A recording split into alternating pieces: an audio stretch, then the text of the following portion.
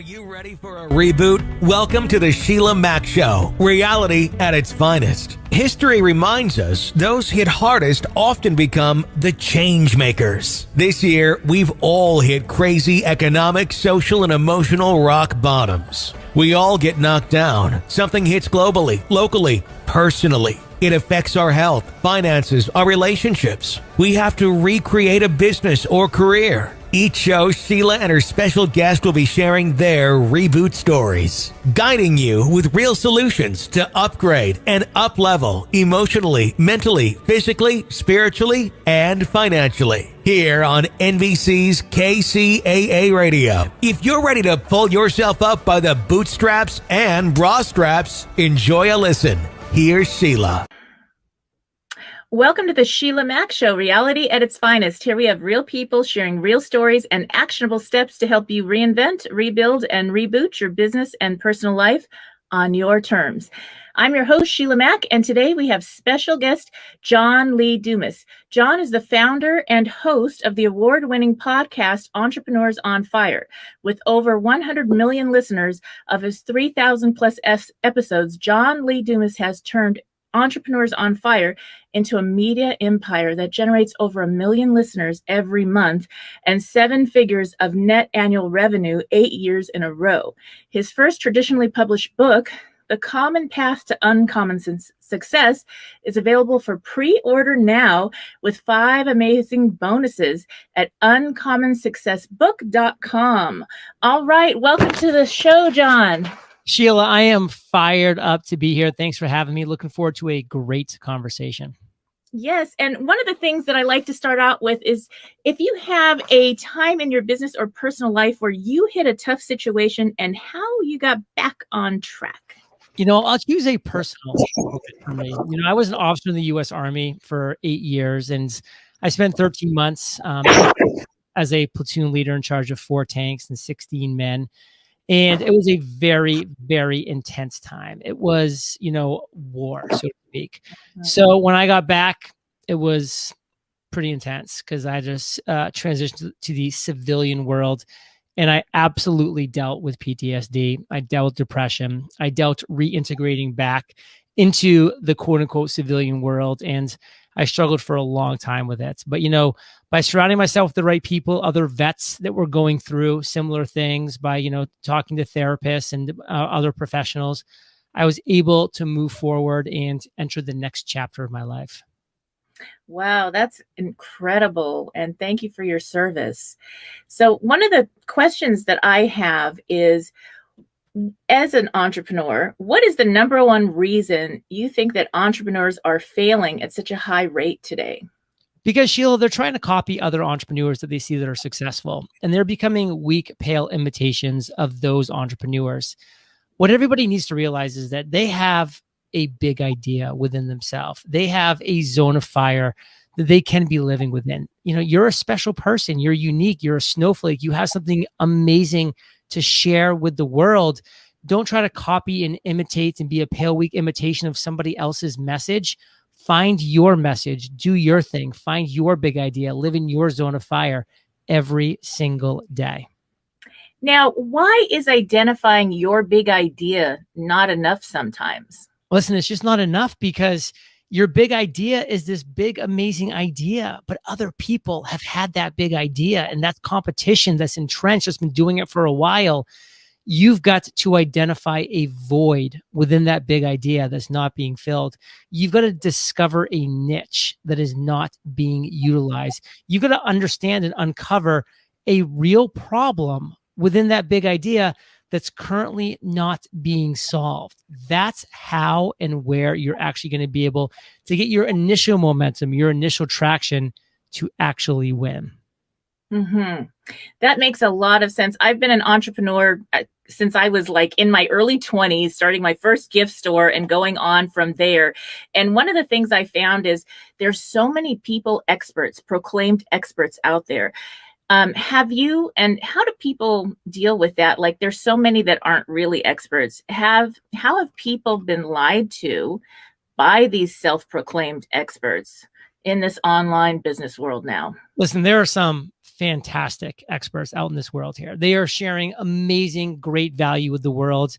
And then there's the so-called experts. And by the way, a red flag for these so-called experts is when they like to share things like the path to success is hidden, or it's secret, or it's complicated.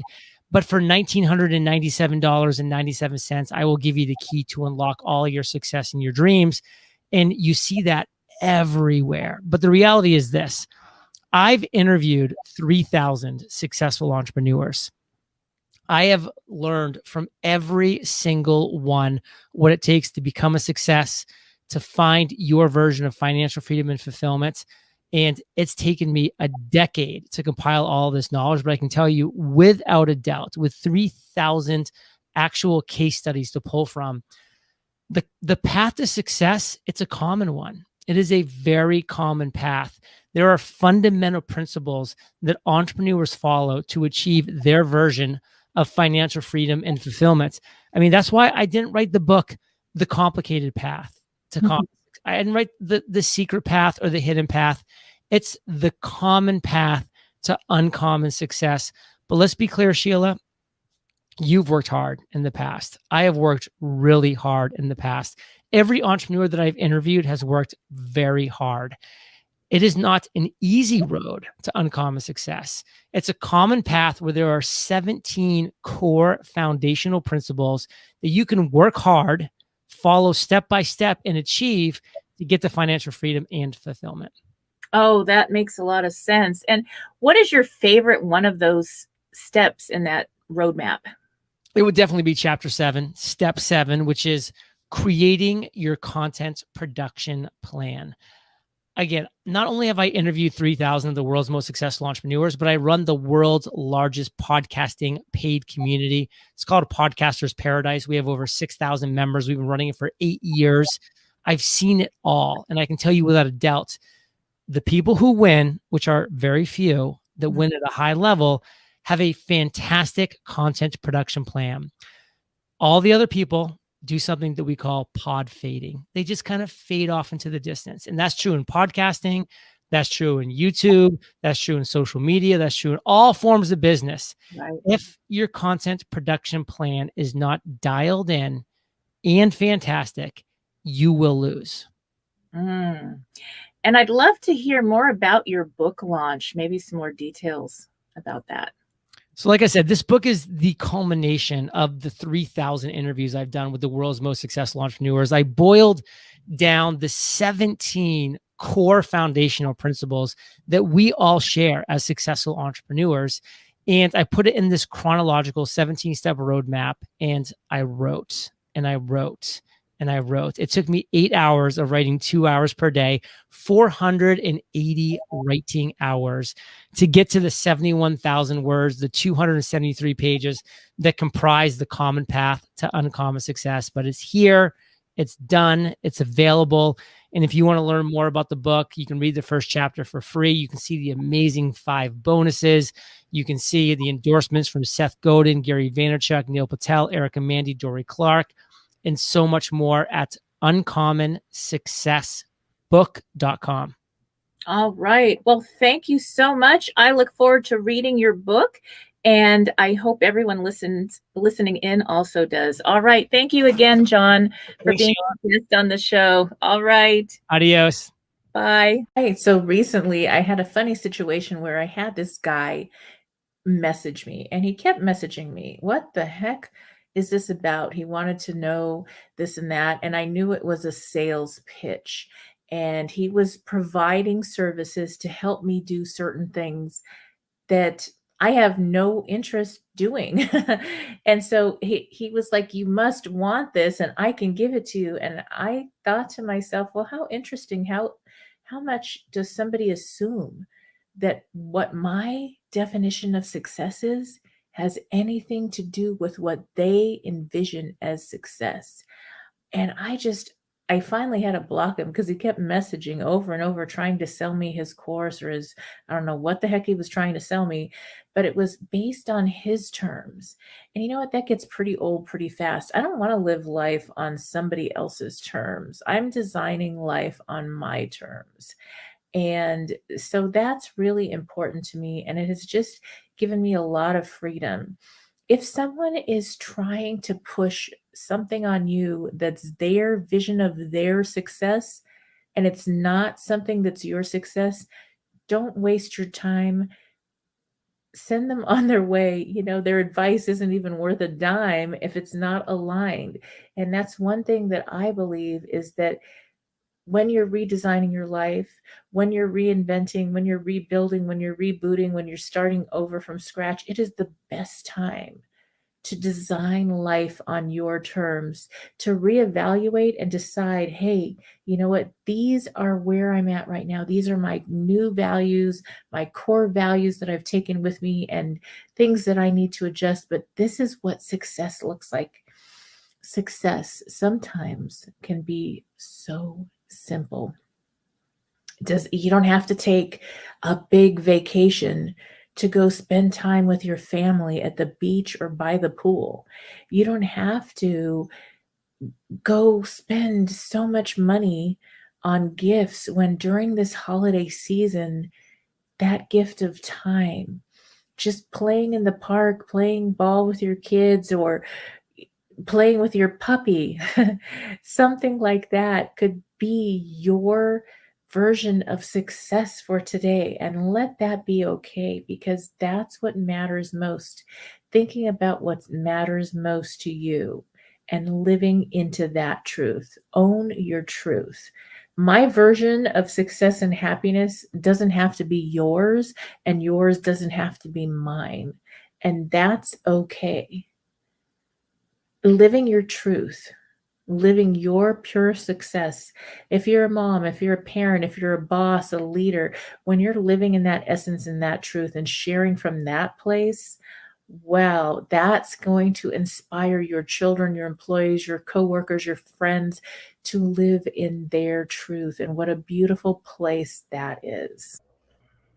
Welcome to the Sheila Mac Show, reality at its finest. Here we have real people sharing real stories and actionable steps to help you reinvent, rebuild, and reboot your business and personal life on your terms.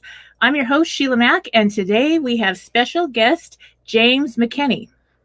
James has quite a bio to read here. So James has a hard time believing that he's had some failures in brands. So he is the creator and host of the Startup Story podcast, as well as the founder of the newest entrepreneurial subscription, Grindology. Both brands were established and came to reality because of his personal journey following his fourth failed attempt. Yep. All right. And so you're going to share more about that when we get started. Welcome to the show, James. Sheila, this is an absolute joy to join you. Thank you so much for having me. All right. And my first question that I always ask my guests is based on this show actually started based on my new best-selling book, Bootstraps and Bra Straps, the formula to go from rock bottom back into action in any situation. I wrote it right before the pandemic happened, and it's really on point for our time. So if you could share maybe a time in your business or personal life that you hit a tough situation and how you got back on track. Oh man, I mean the toughest situation would be in 0809 when I literally lost everything. I mean the business collapsed. I had a government contract that fell apart. It was canceled. All capital that I had was gone. It was a vapor, if you will. Had to tell my wife that we were losing everything, including the house. I mean, 0809 was a dark time, and I go into a lot of detail in one of our episodes on the podcast itself. But the recovery period for that was not fast. I had to get a job at corporate America and lick my wounds to kind of recover a bit because we lost everything. Mm-hmm. But when entrepreneurship is part of who you are, when it is in your makeup, you can only stay in the corporate environment for so long. Like there's, you have these constraints where you want to do more than the corporate world. And again, I happened to work for the Disney company at the time and lots of opportunities, but it's still not the same as running your own business. And so, fortunate, I got a chance to again recover during that period, but it wasn't long before I was on to at that point, my third startup into mobile apps. Wow. Well, that's incredible. So you really started over again. And that is something that's really interesting. I remember I had lost my home to the Ventura fire in 2017, and I was starting over, and I had like $35,000 in cash, and everything else I had put into the home to buy and into everything I had just purchased, and into other non-liquid assets. And my friends told me, some of my friends said, you should just go work at the grocery store. I was like, yeah. I used to own stores. What are you talking about? And they were like, this is never going to work. I bought a prefab mobile home, made it into Airbnb, and I was making $6,000 to $10,000 a month within a month. You getting these 2 subscribers? Do people just subscribe for the magazine or marketing on your podcast? So when we started, and here's again back to for those who are considering entrepreneurship, like just do not ever assume the way you start is the way you're going to continue on. Yes. So when we started Grindology, the business model was a subscription box that has 2 uniquely custom crafted coffees, and a cool mug that you can sit on your desk, and then of course the magazine. Like that was the box. Every quarter you're going to get a box that's going to have some great coffee, a unique mug, and the magazine. And as we shipped the first box, without, I would say, probably 10% said the coffee's really good, the magazine's freaking amazing. 80% said, I only want the magazine, but I'll keep getting the box since that's the only way I can get it. And I started thinking to myself, like, man, like everyone loves this magazine. Why am I holding it hostage in the box? Yes. And so we haven't quite gone all in completely on allowing the magazine to be accessible outside the box, but we do have a special offer we can talk about later for your audience where you can get the magazine without the box. So there are special opportunities where we do allow the magazine to be accessible outside the box, but I believe in the very near future, you're going to be allowed to subscribe to the magazine outside of everything else, because the magazine is just getting a tremendous amount of response, and I don't want to hold it captive in a box. If it means that more entrepreneurs can get founder direct tactics, then I want to get it out there. Oh, that's great. That's great. And I would love to hear a little bit more about your podcast. Yeah. So the startup story, the origin of it is my own personal failure, right? I mean, you mentioned earlier, after my 4th failure, I wanted to understand why I wasn't hitting these success metrics that other founders were. I just had a hard time believing it was me. And so I just started having conversations with founders. I've never been hesitant to just reach out to people cold and ask them for coffee. Like it's never been, I'm a connector by nature. So like that was never a hurdle for me. If I'm at some type of meetup or whatever, and I see someone across the room standing against the wall, I'm the one that's beelining it to him to say, hello, how are you? I love people. And so, and in the entrepreneurial circle, founders, and startup founders, like they want to help.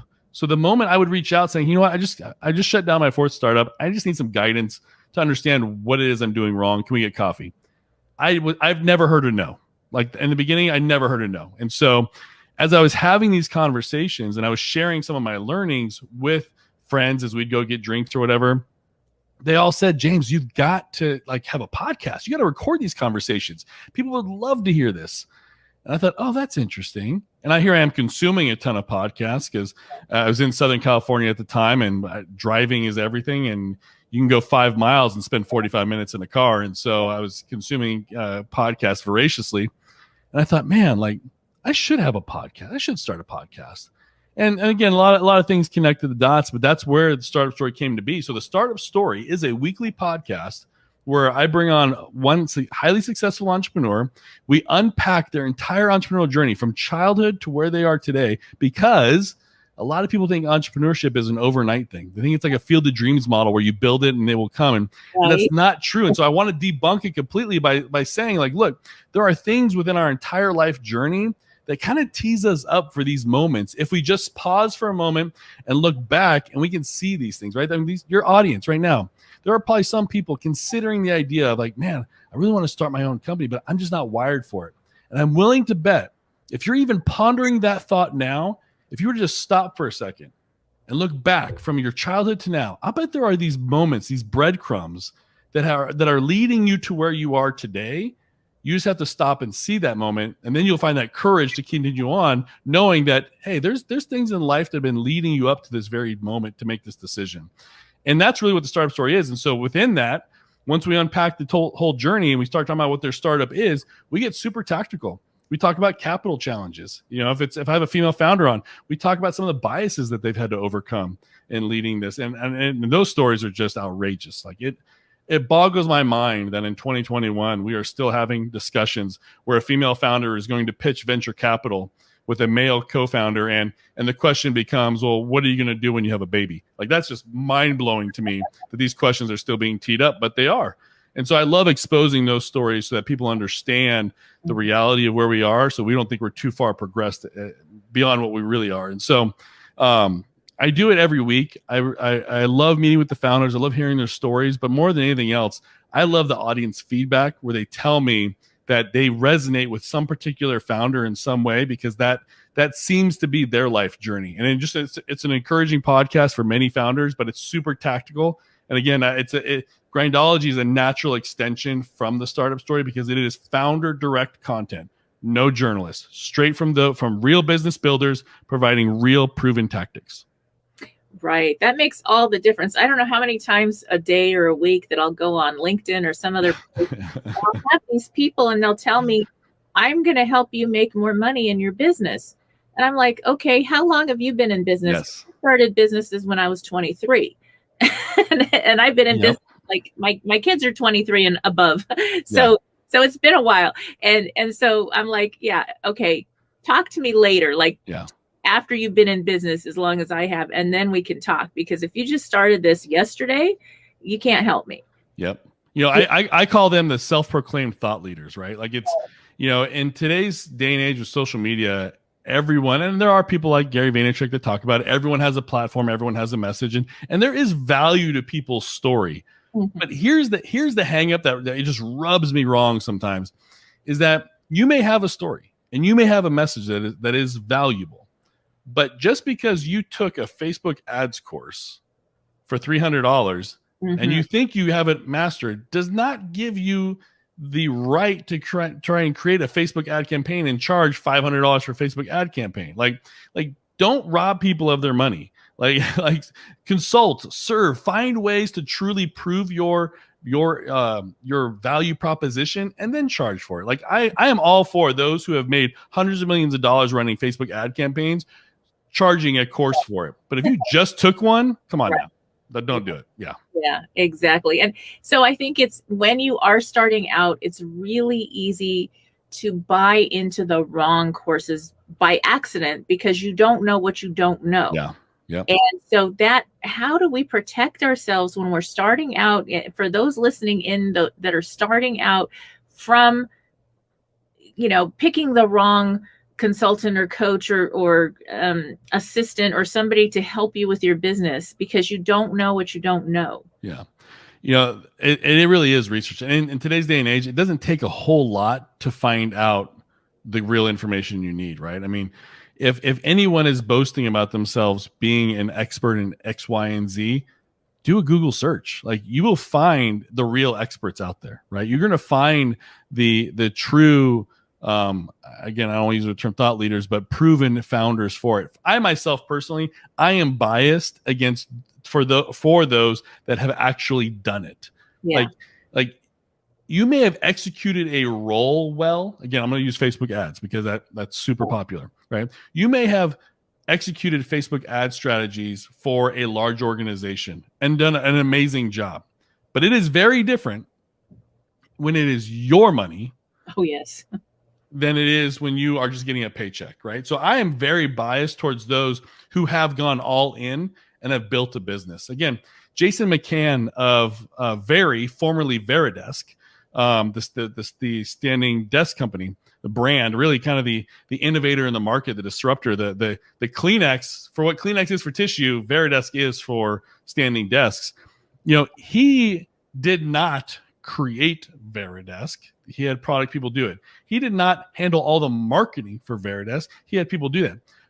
But it was his wallet. It was his capital. It was his home equity line. It was his risk that he went all in. And even knowing that was the risk, to understand what he was thinking of when ad campaigns weren't performing what they were, when his hiring was not as aggressive as it needed to be, when his logistics challenges, when product from China wasn't coming in fast enough, like all the solutions that he had to solve for, it's that thinking that I want to tap into for all the challenges. Again, founders just think differently. And so I'm super biased for founders, like those who are business builders, but you're not going to find those people in your LinkedIn scrolling or your Facebook scrolling of, hey, hire me for a course, hire me to do this and that. Like, they're not going to be there. But again, I'm going to keep plugging, like, because of the startup story, because of my relationship with them, because of Grindology, you can get these people right here and there. Mm-hmm. You know, Chris Ronzio of Trainual, $100 million company. You've probably seen their ads all over the place, leveraging cast from The Office. They have an amazing creative ad campaign, and they're just killing it. He has provided how he got his first 1,000 customers in the magazine. Wow. Yeah, it's incredible. I love it. I love doing what I'm doing. I love providing these tactics for people like your audience. Now, what about, so if people, those that sign up and get your magazine, what secrets do you have for actually getting them to apply it? Because I think that's the difference. Application is everything. You can read everything. But how do we apply this? How can somebody new starting out, maybe it is a struggling dad or mom who's juggling an extra job and really trying to get back into their own business or start their own business for the first time. What tips do you have? How do they apply this and stay resilient and consistent over time? Because results do not happen overnight. Yeah. You know, it's funny. Out of my 120 episodes, at the end of them all, I always ask for like one final word. Like if you could have coffee with one of my listeners and identify the personas, like what would you say to them? And I would without hesitation, I would probably say 80% of them say something to the factor of just start. Just start. You regardless of how big this mountain is in front of you, right, regardless of how much you want to accomplish, if you do not take that first step of putting your right foot in front of your left foot, you are going to go nowhere. And they say, just start. Now, the resilience comes in when you start seeing some little micro wins, right? I mean, again, I don't want to get like super meta here, but if you just try to, again, maybe your first win is to buy the domain that you want. Maybe your first win is to finally go to Shopify and sign up for an e-commerce store. Maybe your first win is to just add your first product. Like if you just write down 10 wins, I don't care how small they are, as you start seeing that checkbox next to those wins, it just becomes contagious. Like you just want to keep going to the next one. Let the wins be about accomplishing something, not a sale. Like don't worry about getting set up and established before you worry about the revenue. If your first win happens to be $20,000 a month in average recurring revenue, oh man, then you're going to have a lot of non-wins before you get to that. Like you've got to set yourself up with real expectations, and again, the media loves to talk about the overnight successes, the Airbnbs, right? Well, what people don't know is Airbnb filed bankruptcy twice before they ever became what we know of Airbnb. But those are the stories you don't hear about. I can tell you, going back to my first gift store at 23, I ended up having 5. I opened one at 23 years old, $5,000 a month. I ended up serving over 200 kids through Job Training Partnership Act that came out of foster care and worked in my store. I had lots of ladies that had children, babies. So I had nannies in the back room because it was such a big store. And we had it all set up so they could come and have flex time. And they would come from the top stores in the mall, and they would work for me for like minimum wage. And I love it. And so I was learning as I was going. Yeah. And it was just this incredible journey. I made so many mistakes. I wrote about it in my book. I mean, the first year, now this was President Clinton had spoke at Glendale Community College, and I was in Montrose, California with my store. He came up to have lunch at Rocky Cola Cafe, and then he came into my store. But before him, Secret Service came in. And I thought, oh my gosh, I didn't do my sales tax right. I'm going to And the next day I hired a CPA. I was like, okay, that's it. Hiring a CPA. That was the scariest thing because I was so young and I didn't know, but I got started. And there was this, I guess I was so young, I didn't know to be scared. Yeah. I was like, okay, if I lose everything, it's okay. Cause I'm so young. It doesn't matter. Yeah. Yep. Yep. So that's something about the fear and letting go of the fear. What tips do you have for letting go of that fear of getting started? I will say if there's anything that failure does afford you, it is a broader perspective of what to be afraid of. The experiences that I led my family through in 08, 09, I can't think of anything since then that I've ever been afraid of, because to me, that was the absolute worst. And so there is a level of fearlessness now when I execute. And so I will say, don't be afraid of failing, because that truly can be a remarkable gift. Again, we lost everything. Yeah. I had to move our family. 3 months later, my father-in-law passed away. Like, it was a horrible, horrible year. And so much in that season, so much regret about what I was going through. But now my wife and I look back on that season with such tremendous gratitude because of the perspective we have today. So the first thing, if you're not moving forward, if you're not executing because you're afraid, understand that if it's failure you're afraid of, that can be redeemed for an amazing gift, and the perspective that comes from that. The other thing too, when it comes to moving forward because of fear, or you're held in because of fear, I just had this conversation recently. Actually, oftentimes what we're afraid of really isn't even valid. Like, if you think of whatever the worst case scenario is, I was talking with someone who just got promoted in their job and they're miserable in their job. It's a whole new area of this massive conglomerate. And he's just very insecure in his current role. And he's afraid of being found out to be a fraud, if you will, like not being as great as he is in this role as he was in another role. And it was causing him to lose sleep and anxiety and all this stuff. And I just said, like, what in your mind, what's the worst thing that happens? Will they let me go? Okay, great. Because of the industry you're in, I can think of 100 different startups that would hire you in a heartbeat, right? Because you have this book of connections within that sector.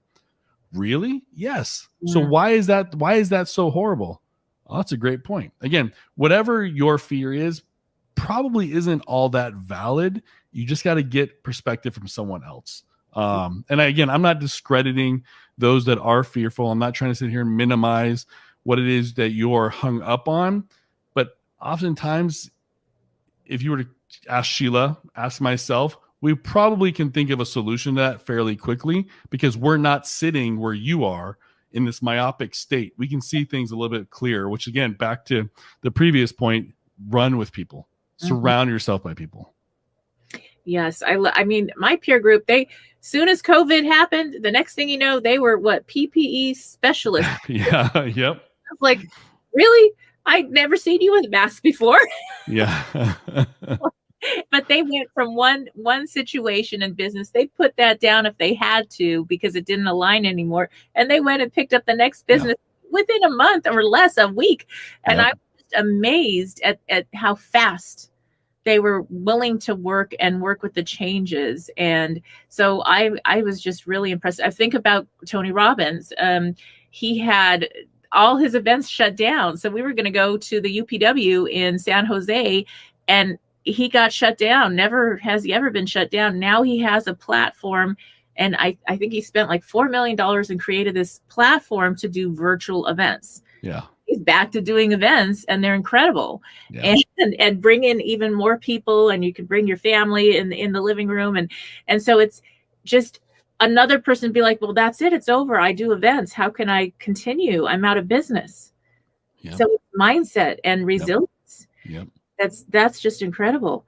Yes. So I would love to hear, we're coming to the end of our time, and I'd love to hear how people can connect, how they can get Grindology and get started.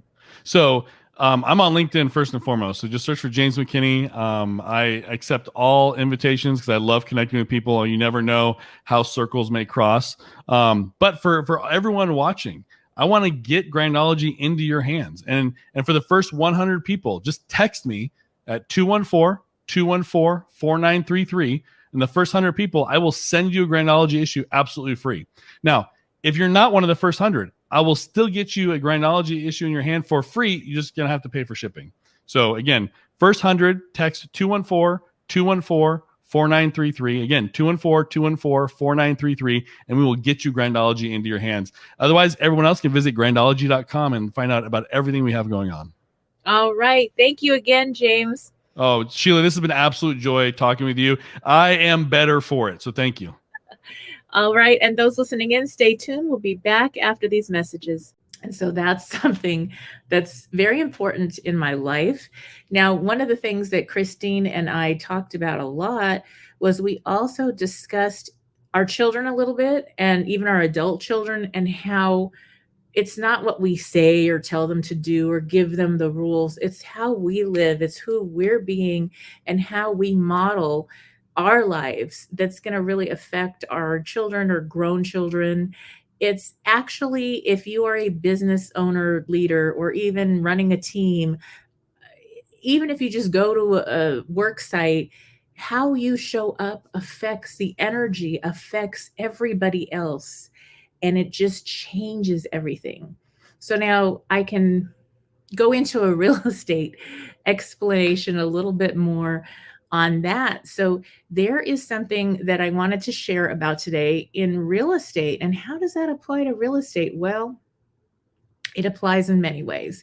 So there's many different communities that have special, like, city and government funding. And they literally like have funds to help businesses to remodel. And I can recall buying a property, a big storefront property in Monrovia on Myrtle. And it was a beautiful place, but it needed work. And the reason I purchased there was because there was funding to remodel that building. And so I did most of the remodeling work myself. I had a blast. Of course, I hired like people to help me do the construction part, but but all that was free. And so you may, if you're looking into invest, if you're along that far in your journey in properties, investing in properties for profits, then that is something that you can look into in the different communities. And it could be that one small town, I mean, it's a beautiful little small town in Southern California in the foothills. It's very close to Pasadena, and then Monrovia is not far away from there. And so and then there was Sierra Madre was another community I had purchased a place in, and Sierra Madre is another beautiful place that sometimes they have what they call like redevelopment funds, and sometimes they give it different names. And so you do have to check with your city. So if you are looking to purchase, whether it's for your own business or it's for getting into diversifying into some commercial units, then that is something to definitely consider. And you want to look at zoning. You want to see, is this commercial building zoned for only warehouse, or is it zoned for other use? And that can make a big difference also. So an example is I had another property that was zoned warehouse, and everything for maybe 10 blocks was warehouse. And all of a sudden, they changed the zoning, and the zoning went up. So now you could rent to different people. And so per square foot, the amount you can charge per square foot went up like 5 times compared to the warehouse. So it was really a great thing. So to be aware of the zoning. And now in California, they're having some special zoning and code changes where you can add like on a residential property, many times they're now allowing to add like a little back house or AUD, I think they call it. So depending where you are, there's certain communities where they're offering people the chance to be able to add a unit, and that can be quite affordable. That's something, of course, you have to look into the zoning first. You have to get your approvals and go to the city and work with somebody that can help you with that. That is a wise thing. And, get different quotes. Don't go with the first person. Get like 4 or 5 quotes. Make sure you have everything in writing. You get everything permitted first and you do the steps accordingly. You'll have to get things signed off. But then at the end of the day, you'll have a great place for maybe you have grown kids that you want to come home, or you want to rent that unit out. And that is something that will bring you positive cash flow probably within a year or two, if not sooner, depending on what you end up being able to place in your yard. So there's just some fun things to look into for redevelopment and zoning that is going to make a difference. And so when you're working with a real estate agent, you want to work with an agent that knows how to find this information and figure out what the area is. It could be that you buy 3 blocks away and you miss out on all this money or opportunity to expand your property. And even if you don't have that time or money to expand now, later on you may go to sell that property, and because it has that zoning, you're going to get more per square foot, and it's just going to give you a better opportunity in the long haul. So that is the importance of working with somebody that knows what they're doing in that realm. Now, the last thing I want to talk about real quickly today is if you are doing the vacation rental, then there's many different ways to do it. And I talked about this on the last show. So if you have not seen that episode, go back and watch it. You can find it for last week. So just look on my YouTube channel and you'll see the show that I talked about being a vacation rental superhost. And and I paid $35,000 for this house. I ended up, it was a prefab. I had $1,000 land lease, and I put in a little bit of like $4,500 for every little adjustment I made it beautiful. I separated it into 3 units, and I ended up cash flowing $6,000 to $8,000 a month with very little effort, and until the zoning changed. And at that point, I sold my $35,000 investment house that had cash flowed all this time, was like 3 years or so. Then I sold it, made $295,000, and I used a special formula. It's a tax code 1031 exchange. And with that, I was able to avoid capital gains and exchange into a property that would cash flow and allow me to continue doing my Airbnb. So one of the secrets with the Airbnb, if that's something that sparks your interest, you definitely have to look into the zoning and the laws in your city. There are certain cities that absolutely do not allow any vacation rentals, and others do. So you want to look into the law beforehand, and the law can change. So you're never going to make, I would not make $6,000 to $8,000 a month renting that prefabricated house out. I would make maybe $1,800, $1,900 back then. This was 2015 when I purchased the property. So yes, it is still something that can happen. Even today, you can get deals.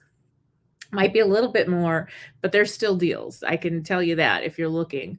And there's other ways to do your Airbnb or your vacation rental. There's other companies that do that as well. And so some people do like an arbitrage. And so what they do is there's a special lease that you can do and you negotiate with different people that are renting out a unit. And in that lease, and that's where you need a real estate agent to help you create a lease like that and make that offer, so that the landlord's going to be super happy because you're going to be paying above, or, you know, a good rate for the rent, and you're going to keep it clean, you're going to manage it, and you will legally be able to rent out a unit that you end up making cash flow from, and everybody's happy. And that's all written in the lease and how that's worded. So that's kind of specific and special, but that's something that is possible if you don't want to own the property or be buying it. I always like to buy things because then you're building equity and you're able to do that exchange later on, which you definitely need help with that if you're new to that. So there's a special accommodator account that has to be set up before you sell. You have to ID 3 properties, and then you have to close within 180 days. So it's really important that you have a real estate agent that is knowledgeable in that. And I am working with Keller Williams Beverly Hills. So I have an incredible team. I have a team of agents I work with across the United States that I also refer people to that specialize in that, if that's where you're at in your buying process. So just call over and to Keller Beverly Hills and ask for Sheila Mac, and I'll be happy to help you that way. So there's that. And now there's another secret. So I hope you're taking notes. Get out your pens and paper. If you don't already have that, take some notes, or take some mental notes if you're driving, because there is another secret. And that other secret is you're going to get more money from corporate rentals than you are from the high turnover. And you're going to have a different person in your vacation rental if that's the route you choose to go, and especially if you are renting out a room in your home. That's like really personal. If you can't separate the entrance and exit and you have to kind of share, you don't want to have people coming and going unless you're good with that. But for many people, it would be more comfortable to do a corporate rental. So I did a lot of corporate rentals with my vacation rental homes and still do. And so the rental home process that's corporate is people that are traveling for business. Many times their company will pay. So an example was a university in California was paying for a band to stay for 3 months at my little vacation rental in the canyon. And this band actually ended up playing the opening for one of the presidential candidates. So Barry Sanders. and so I loved it. I was actually staying in one of the units. I was in between travels. And so every night I had a band. They were paying me top, like they literally they paid the whole thing up front. And because I allowed them to record, they actually recorded for another album while they were there, and they did their practice for this very special performance. And I would sit out on the yoga deck, and this band would literally be playing music for me. And I'm like, oh my gosh, they're paying me and they're doing a private band performance. And so like the neighbors would come over, and they were kind of far away, so nobody was bothered, but I'd invite people, and I'd invite my kids and friends, and we'd just listen to the band, and it was like a private party every night for 3 months. And I loved the people. They were really a good group. The professors came over because they were studying music. And so they had chosen this band, and they were in this program. So it was a whole process, and it was very professional, because you could picture band in different ways, but this was a very professional group. And that worked for my unit because I was like in the canyon in the middle of nowhere, and it was awesome. Now, other times I've had nurses, there's travel nurses. There's an entire group of nurses that travel, and they get paid like a stipend for their travel expenses that's like, you know, 3,000 a month or something in that range. And I would just get paid, and I would know that that nurse would be there for months, and it could be half a year. And we'd have to do a little bit different with the way we structured everything, but they loved it. And I loved it because I didn't have to have the turnover. There was no parties going on. There was no, nobody was trashing my units. They were keeping it clean because this was like their home away from home. So they were taking care of things, and I kept it beautiful, of course, but they really did a lot of the maintenance themselves. As far as the upkeep, it was very low. It wasn't like I had to have the cleaning people there all the time. I still did a cleaning, you know, once a week, and I'd get permission. And some of them didn't even want that. They like really wanted their privacy, and that was great. So the corporate is the way to go if you're going on I shouldn't say that name. I should say vacation rental route, whichever company you work with. And so those are my tips for today. And I hope you tune in next time, because we will be talking about some more great information to help you get started on your process of turning your properties into profit. And that's going from, I'm going to go through the steps of how to pay off your debt and get your first home, all the way through how to buy luxury homes or vacation homes, or structure the way you live in a way where you could live in two states and benefit from both and have a blast, and actually be able to keep your current house and have a second house.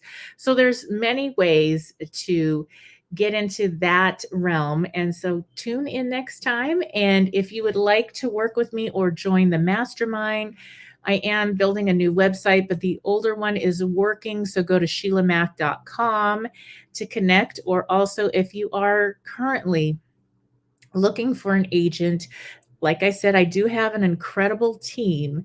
And so give a call over to Keller Williams Beverly Hills and ask for Sheila Mac, and I will get back to you within the day. All right. And again, thank you for tuning in. This is Sheila Mac Show here on NBC's KCAA Radio, the station that leaves no listener behind. See you next time.